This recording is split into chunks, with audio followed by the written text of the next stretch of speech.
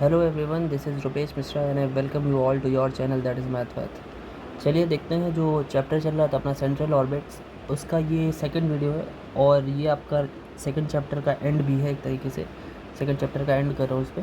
तो ये जितना इसमें इंपॉर्टेंट मुझे मिला है वो 2 वीडियो में कवर हो गया है पूरा।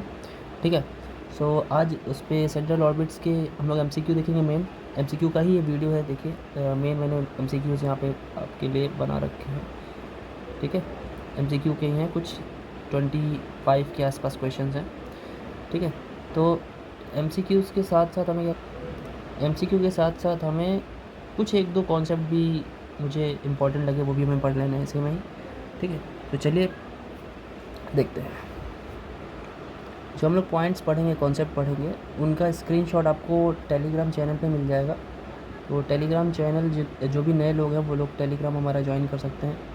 लिंक डिस्क्रिप्शन में मिल जाएगा, जा कर के उसमें दो डिस्कशन में भी ज्वाइन कर लीजिएगा। डिस्कशन भी है और इसी नाम से मैथवैथ के नाम से हमारा टेलीग्राम चैनल भी है, तो उसे भी ज्वाइन कर लीजिएगा। ठीक है, तो चलिए पॉइंट पढ़ते हैं। पॉइंट क्या है हमारा, देखिए एरियल वेलोसिटी क्या है जो हमारा पॉइंट है।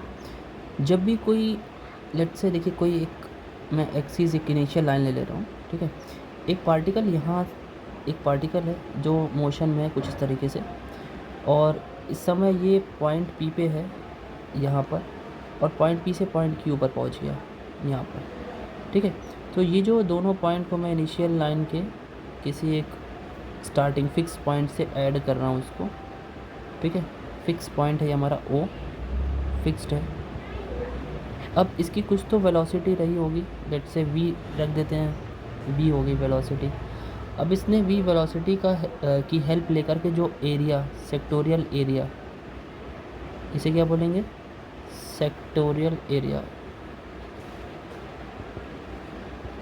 सेक्टर क्यों बोलते हैं, सेक्टर इसलिए बोलते हैं क्योंकि अगर हम इसे पूरा करें, इस तरीके से पूरा करें, तो ये एक सर्कल बनेगा। और क्लास 10th में हम लोगों ने सीखा था सेक्टर और सेगमेंट सीखा था। तो ये रेडियस की वजह से बना हुआ है, ये भी रेडियस है, यहाँ पे भी रेडियस फैक्टर है तरीके से। तो इसकी वजह से जो एरिया मुझे मिल रहा है वो सेक्टोरियल एरिया है। ठीक है, तो जब भी हमें एरिया मिलता है वो जिस वेलोसिटी की वजह से मिलता है उसे ही हम एरियल वेलोसिटी बोलते हैं। तो इसकी डेफिनेशन 2 लाइन की है, मैं लिख दे रहा हूँ। ठीक है, तो देखिए बड़ी सिंपल सी डेफिनेशन है कि when a particle moves in a plane the rate of describe किया उसने, कोई एक एरिया कवर किया of sectorial area is called the areal velocity about fixed point. ये फिक्स पॉइंट के अबाउट हमारी, ये फिक्स पॉइंट था ना, इसके अबाउट हमारी जब ये एरिया कवर करेगा तो उस समय जो वेलोसिटी होगी वो हमारी क्या होगी, एक एरियल वेलोसिटी होगी। ठीक है, तो देखिए इस पर बेस्ड 2 छोटी छोटी थ्योरम्स हैं। थ्योरम्स क्या एक तरीके से क्वेश्चन की तरह ले लेते हैं। तो थ्योरम का मैं स्टेटमेंट लिखता हूँ, फिर उसे प्रूव भी करते हैं। ठीक है, चलिए देखते हैं। देखिए जो पॉइंट है जो प्रूव करना है, कि prove that the sectorial area traced out by the radius factor to the centre of force increases uniformly per unit of time. कह रहे कि एरिया जो होता है सेक्टोरियल एरिया वो बढ़ता रहता है पर यूनिट ऑफ टाइम। ये कैसे प्रूव करना है, चलिए देखते हैं। ठीक है, और कैसे इंक्रीज़ कर रहा है, यूनिफॉर्मली। यूनिफॉर्मली मतलब एक तरीके से कांस्टेंट कह सकते हो आप। कोई चीज़ यूनिफॉर्मली चल रही है तो वो कांस्टेंट के रूप में चल रही है। जैसे आप रोज़ 2-2 पेज पढ़ रहे हो तो इसका मतलब आप यूनिफॉर्मली 2 पेज पढ़ रहे हो, कॉन्स्टेंटली 2 ही पेज पढ़ रहे हो, तो यानी कांस्टेंट प्रूव करने को बोला है। देखिए तो हमने क्या किया है, हमने किया ये है कि आपकी इनिशियल लाइन है OX एक्सिस। ठीक है, अब हमारा जो पार्टिकल है वो इस तरीके से मूव कर रहा है। कभी वो P पर था, R थीटा उसका कोऑर्डिनेट था, फिर वो चलते चलते कहाँ पहुँच गया, Q पर उसका कोऑर्डिनेट क्या होगा, R प्लस डेल्टा R और थीटा प्लस डेल्टा थीटा। मतलब यहाँ के कोऑर्डिनेट की बात कर रहा हूँ, Q के कोऑर्डिनेट मैंने लिखा नहीं है, तो होगा क्या, R प्लस डेल्टा R और थीटा प्लस डेल्टा थीटा, इसके कोऑर्डिनेट्स हो जाएंगे। ठीक है, अब एंगल भी देखिए यहाँ पे, अगर ये स्टार्टिंग में एंगल थीटा बनाया तो ये छोटा सा एरिया है, बहुत छोटे से एरिया की बात की, इसीलिए यहाँ पे एंगल भी डेल्टा थीटा लिया गया है। क्योंकि कभी भी हम लोग किसी भी फॉर्मूले की बात करते हैं तो इंस्टेंटेनियस चीज़ की बात करते हैं, बहुत छोटे से पार्ट की बात करते हैं, स्मॉल पीरियड ऑफ टाइम की बात करते हैं। और आपको पता है ओ से ये जो इसका टेंजेंट यहाँ पे निकला है उस पर परपेंडिकुलर स्मॉल p है और ये n है। ठीक है, तो अब देखिए बात करते हैं इसके सेक्टोरियल एरिया की। देखिए सेक्टोरियल एरिया क्या होगा, सेक्टोरियल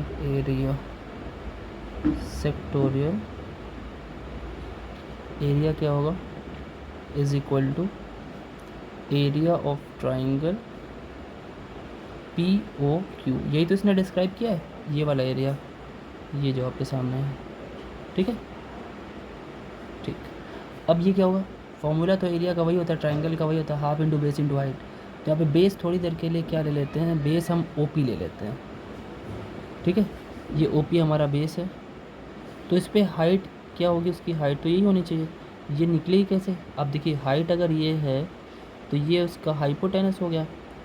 हाइपोटेनस का अगर हम इस्तेमाल करें तो थोड़ा सा यहीं पे देखें, अगर हम आपको बताएं साइन डेल्टा थीटा का क्या फॉर्मूला होगा, sine delta theta is equal to क्या होना चाहिए यहाँ पे, परपेंडिकुलर अपॉन हाइपोटेनस, है ना। तो परपेंडिकुलर अपॉन हाइपोटेनस क्या होगा, परपेंडिकुलर हो गया आपका QP, है ना, अपॉन हाइपोटेनस क्या हो जाएगा, हाइपोटेनस हो जाएगा आपका R प्लस डेल्टा आर यहाँ पे हो जाएगा। तो यानी QP निकालेंगे तो हमारा क्या आ जाएगा, R plus delta R into sine theta. ठीक है, तो देखिए ये चीज़ थोड़ा सा मैं इरेज कर दे रहा हूँ, समझने की कोशिश कीजिएगा। ठीक है, so this is OP into QP। अब OP इंटू QP की वैल्यू हम लोग रखेंगे, वैल्यू जैसे रखेंगे तो क्या हो जाएगा, OP तो हमारा R है, OP O से P तक का रेडियल डिस्टेंस है ना R, और QP कितना है, R plus delta are times sign delta theta. ठीक है, इतना क्लियर है, क्लियर है ना। अच्छा, देखिए आप इसका स्क्रीनशॉट ले लीजिए, या तो मैं स्क्रीनशॉट टेलीग्राम पे भी पोस्ट कर देता हूँ, तो आप लोग टेलीग्राम तो आपने ज्वाइन कर ही लिया होगा, तो वहाँ से आप डाउनलोड भी कर लेंगे। अब ये तुरंत साथ ही साथ वीडियो के पड़ जाता है। ठीक है, तो इसका एक मैं स्क्रीनशॉट ले रहा हूँ। अब देखिए एरियल वेलोसिटी की बात करते हैं। एरियल वेलोसिटी क्या होगा, इज इक्वल टू टाइम हमें लिमिट करना होता है, डेल्टा T टेंड्स टू 0, और हमारा जो एरिया आया है, एरियल वेलोसिटी मतलब क्या होगा, एरिया में जो वेलोसिटी होता है। वैसे वेलोसिटी तो आपका डिस्टेंस अपॉन टाइम होता है, और डिस्टेंस 1 डायमेंशनल ऑब्जेक्ट होता है। और आपकी अगर एरियल वेलोसिटी की बात करें, मतलब वो 2 डायमेंशन में जो वेलोसिटी एक्वायर कर रहा है, मतलब x एक्सिस और y एक्सिस मिला करके 2D में, वो एरियल वेलोसिटी हो जाती है। कहने का मतलब ये, तो area of triangle POQ divided by time. ठीक है, अब ये करने के बाद आपको थोड़ा सा सॉल्व करना है, मैं सॉल्व कराता हूँ। देखिए आपने वैल्यूज़ रखी, limit delta T tends to 0। ठीक है, एरिया आप कितना आया, 1/2 R into R plus delta R into sine theta delta theta divided by delta T। ठीक है, अब एक काम करते हैं, देखिए डेल्टा थीटा से मल्टीप्लाई और डिवाइड करते हैं, limit delta T tends to 0, और ये 1/2 R तो ठीक है अपनी जगह पे, मल्टीप्लाई भी कर दे रहे हैं इसको हम, R का अंदर मल्टीप्लिकेशन किया तो R² plus R delta R, और एक काम ये कर देते हैं, sign delta theta by delta theta कर देते हैं, और डेल्टा थीटा से मल्टीप्लाई और डिवाइड दोनों कर देते हैं, तो ये हो गया। ठीक, अच्छा अब इसका लिमिट अगर हम अप्लाई करेंगे तो लिमिट क्या होगी भाई, इसकी जगह पे जब यहाँ पे आप लिमिट अप्लाई करोगे तो डी थीटा बाई dt हो जाएगा, कोई लिमिट लग जाएगी। और यहाँ पे डेल्टा आर, ये जो डेल्टा आर है आपका, ये बहुत ही छोटी क्वांटिटी होगी। जब t को अप्लाई करोगे, आपको टाइम आप 0 लगभग ले रहे हो, तो उस समय रेडियल डिफरेंस तो बहुत कम आ जाएगा, ये ऑलमोस्ट 0 हो जाएगा। ठीक है, और इसकी वैल्यू कितनी होती है, 1। इतनी बात समझ में आ गई, सब में लगा देंगे जैसे हमने लगाया।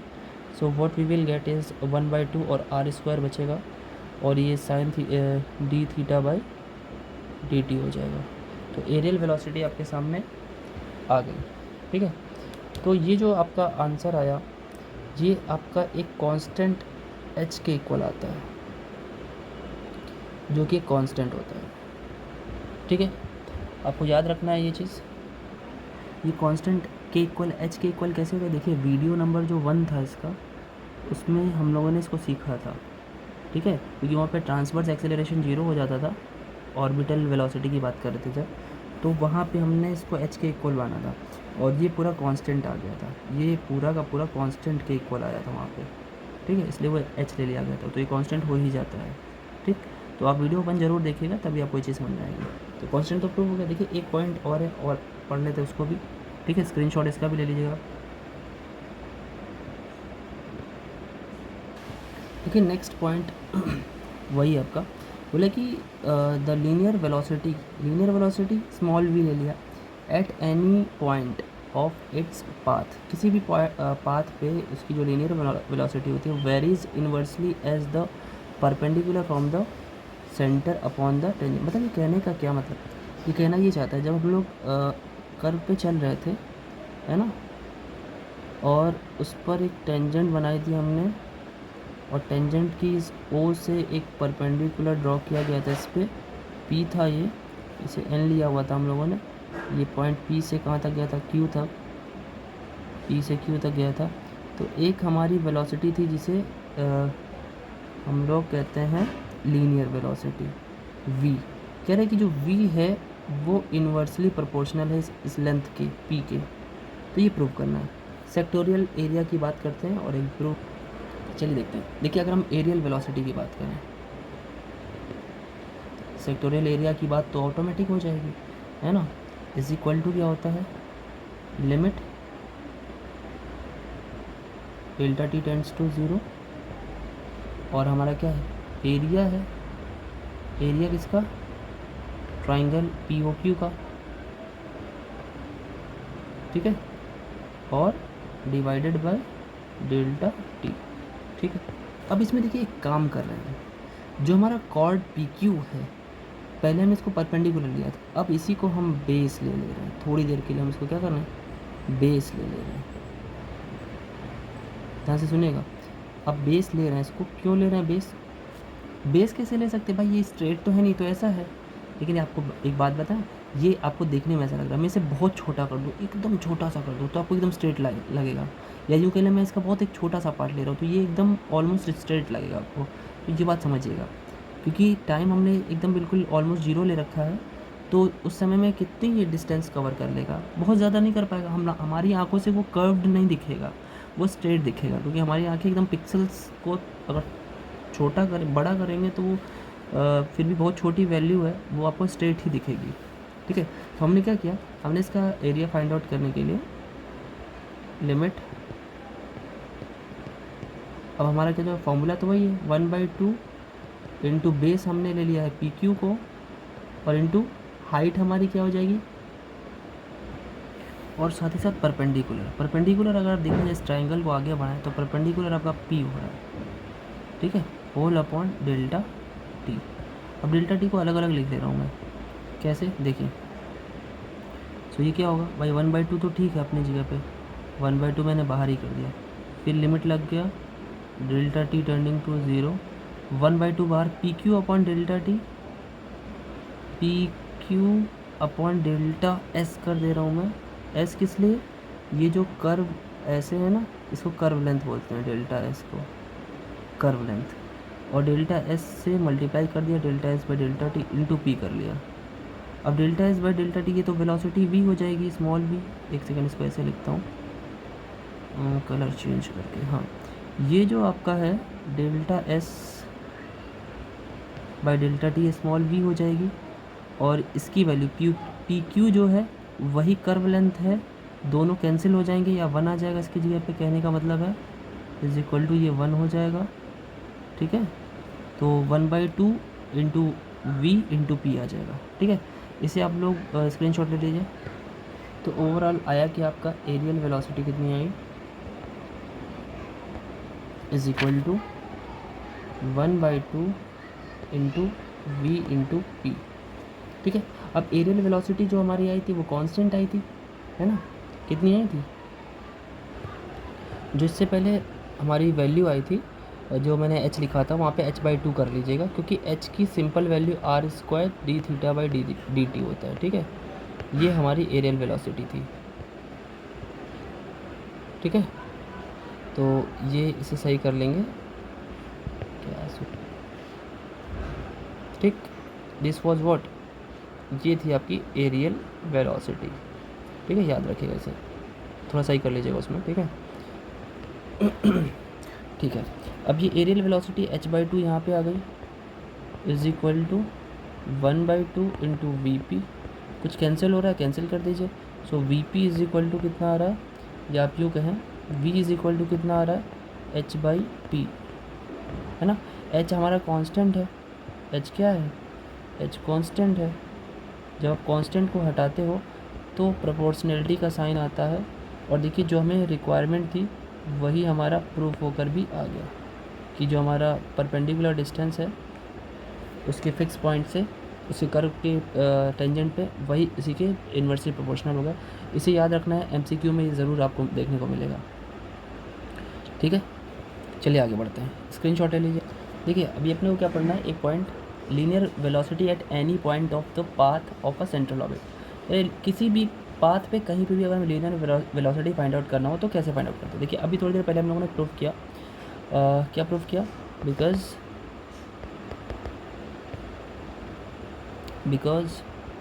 v is equal to h/p। ठीक है, ठीक है ना। और अगर हम यहाँ पे v/h निकाले तो 1/p होगा। ठीक, तो एक हम लोगों ने डिफरेंशियल जो एक इसका वो था p और r में रिलेशन था वो क्या था, 1/p² is equal to pedal form 1/p² is equal to 1/r² plus 1/r की power 4 dr/dt D theta whole square, ये था ना, है ना। और r की जगह u पुट करते थे 1/u, तो ये u स्क्वायर हो जाता था, और यहाँ पर हो जाता था du/d थीटा होल स्क्वायर। ये सारी चीज़ें दिमाग में रखनी है आपको। ये जितने भी रिलेशंस हैं, ये वाला चाहे ये वाला रिलेशन, सब एमसीक्यू बेस्ड हैं बिल्कुल। ठीक है, और ये कैसे आया था यहाँ पर, किसकी मदद से, लिख दे रहा हूँ, where u is equal to 1/r, ध्यान रखिएगा इसको। ठीक है, इसके बाद हमें क्या करना है इसमें, इसके बाद करना ये है कि इसी में ही आपको du/d थीटा, वैसे du/d थीटा तो इसी का डिफरेंशिएशन ही है, -1/r² और dr/d थीटा। ठीक, अब अगर आप रिलेट करें तो यहाँ पे 1/p² है, यहाँ पे 1/p है, तो 1/p की वैल्यू v/h यहाँ पे उठा के पुट कर दें, है ना। तो जैसे आप पुट करेंगे then what you will get as v²/h² is equal to u² plus du/d theta whole square. ठीक, कुछ नहीं, राइट हैंड साइड में h² को भेज दीजिए, और क्या, v² is equal to h² और ब्रैकेट में u² plus du/d theta whole square. ये आपका एक लीनियर वेलोसिटी का टर्म आ गया, जो कि जब ऑर्बिटल मूवमेंट होता है तो उस समय पे हम लोग ये फॉर्मूला लगा सकते हैं, and this formula is also important for your MCQ. ठीक है, इसे भी स्क्रीनशॉट ले लेंगे, बड़ा ही इंपॉर्टेंट फॉर्मूला है। चलिए इस पे बेस्ड न्यूमेरिकल देखते हैं। देखिए क्वेश्चन क्या है, इन एन ऑर्बिट, एक ऑर्बिट है, वही orbital velocity, the velocity at any point is inversely proportional to the distance of the point from the centre of force. ठीक है, कह रहे कि जो हमारा वेलोसिटी है वो इनवर्सली प्रोपोर्शनल है, तो यहाँ से एक रिलेशन मिल जाएगा भाई, ये प्रोपोर्शनलिटी साइन हटेगा तो वही कांस्टेंट ले आओ, थोड़ी देर के लिए k कर लो, k/r हो गया, तो v का रिलेशन आ गया। यहाँ पे क्या करना है, इसके बाद क्या बोला है, बोला ये है कि ठीक है, show that the path is an equiangular spiral. आप इक्विएंगुलर स्पिरल का मतलब समझते हो, इसका एक इक्वेशन होता है बड़ा ही सिंपल, कुछ ऐसा होता है relation, r is equal to ae⁻k theta. ठीक है, यहाँ पे थीटा होता है, यहाँ पे k कांस्टेंट होता है, तो ऐसा ही कुछ रिलेशन बन के आएगा तो हमारा ऑटोमेटिक प्रूफ हो जाएगा। तो देखिए ज़रा, इसके बाद अगर हम बात करें, ये तो v का रिलेशन आ गया, एक v का रिलेशन और जानते हैं हम लोग, also we know that, also we know, अभी जस्ट प्रूफ किया, v is equal to h/p, दोनों को इक्वल कर दीजिए, है ना। दोनों को इक्वल जैसे करेंगे, h/p is equal to k/r। ठीक, अब जैसे आप इसे राइट हैंड साइड पे लेके जाओगे तो क्या प्रूव हो जाएगा, p is equal to H R by K, ये तो हो जाएगा। ये जो एच और के है वो दोनों ही कांस्टेंट है, तो उसको हमने एक और कांस्टेंट मान लिया ए, तो ए आर हो गया। तो P इज इक्वल टू एक तरीके से ए आर आ गया, है ना, P is equal to A R आ गया। और यहाँ पे ए जो है वो आपने एच बाई के लेट के है। तो एक चीज़ और समझ लीजिए, जो हमारा इक्वी एंगुलर स्केल होता है उसका एक और फार्मूला होता है P is equal to A R, उसे भी लर्न रखेंगे, ठीक है। बस ये डिफरेंस ये होता है कि ये पोलर फॉर्म है, पोलर फॉर्म में इक्वी एंगुलर स्केल है, और ये कौन सा फॉर्म में, पैडल फॉर्म में है, ठीक है। इंपॉर्टेंट क्वेश्चन है इसलिए बताना ज़रूरी था, आप इसे ध्यान में रखेंगे, ठीक है। स्क्रीनशॉट ले लीजिए इसका भी। देखिए थोड़ा सा पॉइंट बता रहा हूँ तो उसे आप ऐसा मत लीजिए कि मैं एमसीक्यू नहीं बताऊँगा, एमसीक्यू बताऊँगा लेकिन वो इसी से बनेंगे, ये बताना इसलिए बहुत ज़रूरी हो जाता है। देखिए एब्सेस और एब्सिडल डिस्टेंसेस क्या होते हैं। देखिए पहले तो आप ये देख लीजिए, आपने जो पहले एक ग्राफ छोटा सा बना रखा था वो बना देता हूँ मैं एक बारी, ठीक है। ये इसका टेंजेंट हो गया, टेंजेंट ही वेलोसिटी की डायरेक्शन बताता है। ये वो पी पॉइंट हो गया, लेट से ये परपेंडिकुलर है, ठीक है। तो परपेंडिकुलर ये आर तो है ही, और आपको पता है जहाँ पर परपेंडिकुलर होता है उसे ही स्मॉल पी भी बोलते हैं, ये कैपिटल पी है, ठीक है, कैपिटल पी है। अब देखिए एब्सेस क्या होता है। एब्सेस बड़ी ही सिंपल सी बात है, एक छोटी सी डेफिनेशन है, वो इसलिए बताना ज़रूरी कि हो सकता है बाई चांस ये इन लोग, हो सकता है ये एमसीक्यू में बना के दे दे। तो देखिए एब्सेस क्या होता है, ये अ पॉइंट, एक पॉइंट होता है एट विच पी और आर इक्वल हो जाए। तो यानी ये पॉइंट क्या है हमारा, ये पी पॉइंट क्या है, यही पॉइंट हमारा एब्सेस का पॉइंट है, ठीक है। एप्साइडल, एप्साइडल क्या होता है, एप्साइडल डिस्टेंस क्या होती है, देखिए बताता हूँ, बड़ा ही सिंपल सा है, याद रखिए, छोटे छोटी चीज़ें हैं। क्या है ये, तो क्या है, देखिए सेंटर ऑफ फोर्स से लेकर यहाँ तक की डिस्टेंस, मतलब अगर ओपी की बात करें, ये जो डिस्टेंस है वही हमारी क्या है, एप्साइडल डिस्टेंस, ठीक है। तो क्या कहना चाहिए, distance between centre of force and apps, ठीक है। तो उसे ही आप क्या बोलते हैं, एप्साइडल डिस्टेंस, ठीक है। एक छोटा सा इसी में प्रूफ है जिसमें हम लोग ये प्रूफ करते हैं कि जो हमारा रेडियस फैक्टर है वो एप्स पर या तो मैक्सिमम होता है तो मिनिमम, तो वो कैसे होता है चलिए उसको देखते हैं। देखिए फॉर्मूला है कि आपको पता है 1/p² is equal to U square plus D U by D theta whole square, ठीक। अब ये जो आपका p है वो r के इक्वल हो चुका है, क्योंकि एप्सिस की बात हो रही है, एप्स पर क्या होता है, p is equal to r होता है, तो मैंने वो पुट कर दिया, U square plus D U by D theta whole square. और आपको पता है r को आप 1/u ही तो लेट करते हो, तो यानी ये इसकी जगह भी यू स्क्वायर हो गया, यहाँ भी यू स्क्वायर होगा, और D U by D theta का तो होल स्क्वायर हो ही गया। यू स्क्वायर से यू स्क्वायर कैंसिल हो गया, तो बचा क्या, जो बचा वो उसे लिख देते हैं, D U by D theta whole square is equal to 0, तो यानी D U by D theta is equal to 0। तो जब ये 0 आ गया तो u की जगह पे क्या करें हम, u की जगह पे 1/r जैसे रखेंगे तो ये क्या किस में बदल जाएगा, ये बन जाएगा -1/r² और D U by D R by D theta is equal to 0, ठीक। तो कुल मिला के क्या आएगा यहाँ पे, भाई r चला गया, हट गया, तो यहाँ मिला हमें D R by D theta is equal to 0। तो ये कंडीशन कहाँ पे मिली हमें, एब्सेस के केस में मिली।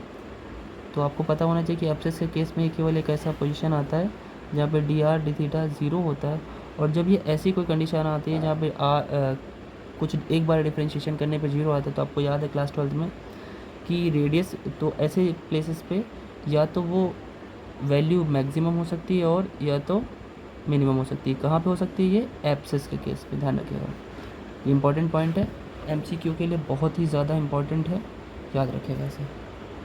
देखिए एक और छोटा सा पॉइंट है, एप्साइडल एंगल। एप्साइडल एंगल क्या होगा, देखिए दो एप्साइडल डिस्टेंसेस अगर आपके पास है, लेट्स से कि भाई मैंने क्या किया, ये आपका बना डाला, जो उसका एक ये हो गया 90 डिग्री वाला, ठीक है। और लेट से एक और ऐसी पोजीशन मिल रही है यहाँ पे कहीं, ठीक है, और वहाँ पे भी 90 डिग्री बना लेट से। तो ये जो एंगल होगा, this angle will be called as the apsidal angle. मतलब एब्साइडल एंगल का सिंपल सा फंडा ये है कि angle between two apsidal distances. अगर दो एब्साइडल डिस्टेंस के बीच में आपने एंगल देखा तो वो पक्का एब्साइडल एंगल होगा, ठीक है। देखिए बड़ा ही इंपॉर्टेंट थ्योरम है ये आपके सामने कि if the central force is a single valued function, मतलब से अगर वो फंक्शन सिर्फ और सिर्फ सिंगल वैल्यूड है, ठीक है। जैसे मतलब कैपिटल एफ की बात करें अगर वो, तो सिर्फ अगर वो आर पे डिपेंड करता है, सिंगल वैल्यू पे, ठीक है। टू डायमेंशनल ऑब्जेक्ट नहीं है, सिंगल डायमेंशनल में है, आर पे है या सिंगल एक वेरिएबल पे डिपेंड करता है, तो ऐसे में हमारा जो there exist only two apsidal distances, कह रहा है कि दो ही एब्साइडल डिस्टेंस होंगी। तो भाई जब दो ही एब्साइडल डिस्टेंस होंगी तो उनके बीच में तो एक ही एंगल बनेगा, एब्साइडल एंगल। तो इसने ये बोला कि अगर ये फंक्शन जो हमारा सेंट्रल फोर्स है वो सिंगल वैल्यूड फंक्शन है, तो हमें केवल दो ही डिस्टेंस मिलेंगी, एब्साइडल डिस्टेंस थ्रू आउट मोशन में, और एक ही एंगल बनकर मिलेगा। तो इसे इस थ्योरम का जो वो है आपका स्टेटमेंट, इसे याद रखना है आपको। और इसका जो डायरेक्ट जो फॉर्मूला आता है वो मैं आपको बताता हूँ, उसका प्रूफ हमें करने की ज़रूरत नहीं है। तो जो डायरेक्ट फॉर्मूला इसका आता है वो मैं लिख दे रहा हूँ, देखिए मैं बताता हूँ उसका फॉर्मूला क्या होगा, उसे भी लर्न कर लीजिएगा। v जो आपकी लीनियर वेलोसिटी है वो -2 integration of f of r dr, इसे लर्न रखना है, एकदम लर्न कर लीजिएगा इसे, ठीक है। ये आपको लर्न रखना है, स्टार बना दे रहा हूँ, ठीक। कुछ छोटे छोटे कॉन्सेप्ट और है वो भी बता देते। देखिए स्टूडेंट्स, इस वीडियो में इतना ही कॉन्सेप्ट ही मैं रख रहा हूँ क्योंकि वीडियो ज़्यादा बड़ी हो रही है। तो इसमें इस वीडियो में हमें केवल कॉन्सेप्ट मिला है। इसकी मैं एक और वीडियो सोच रहा हूँ दे दूँ, video number 3, and that video will be the end of this chapter, because it is taking more time to illustrate that those points. अगर मैं पॉइंट्स को बताऊँगा नहीं तो आपको MCQ क्लियर नहीं होगा। सो कोई बात नहीं, एक 30 मिनट्स की एक्स्ट्रा वीडियो आप पढ़ सकते हैं, इतना तो मुझे लगता है, ठीक है। सो नेक्स्ट वीडियो वो आज ही आपको मिल जाएगी MCQ की, ठीक है। दोनों वीडियो अभी थोड़ी देर में ही अपलोड हो जाएगी, तो दोनों को देख लीजिएगा, आपको क्लियर हो जाएगा, ठीक है। मिलते हैं नेक्स्ट वीडियो में आपके अपने चैनल मैथ पर। Thank you.